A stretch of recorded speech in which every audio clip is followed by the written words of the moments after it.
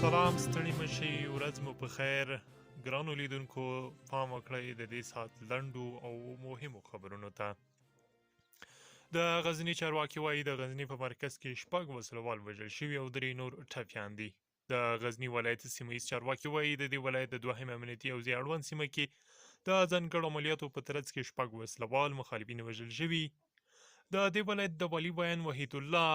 د شنبې په ورځ رسنیو سره په خبرو کې وویل دا عملیات تر غرمې وروسته د امنیه قماندانۍ پولیسو ترسره کړي جمعه زاده زیاتوي دغه عملیات د هنګرانو سیمه کې شوي چې په ترڅ کې درې تنه ټپیان هم دي نوموړی زیاتوي دغه عملیات به دوام وکړي وسلوالو طالبانو تر اوسه په دې هکله څه نه دي ویلي بل لور ته د امریکا متحده ایالاتو جمهور رئیس جو بایډن له ولسمشر اشرف غني سره د تلیفوني خبرو په دوام ویلي چې د طالبانو له لوري اوسنۍ بریدونه د خبرو اترو له لارې د اختلافاتو د حل په اړه د هغوی د خبرپاڼې سره په ټکر کې دي په دغه ټلیفوني اړیکه کې بایډن د افغان امنیتي او دفاعي ځواکونو څخه د امریکا د ملاتړ د دوام په اړه ټینګار کړی دی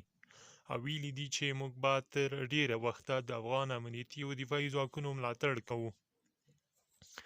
بل لور ته د امریکا متحده ایالاتو قونسلګرۍ هم تېره ورځ په یوه اعلامیه کې په طالبانو غږ کړی چې باید نور جنګ بس کړي او ژر تر ژره دې دواړه لوري ورباندې سره کینی بل لور ته د طالبانو د مذاکراتي ټیم یو غړی سهیل شاهین له یوې خبري اژانس سره په تازه مرکه کې ویلي دي تر څو چې ولسمشر اشرف غني استعفا ورنکړي او واک پرې نږدي او یو نوی حکومت رامنځته نشي سولې ته رسیدل به ناممکن وي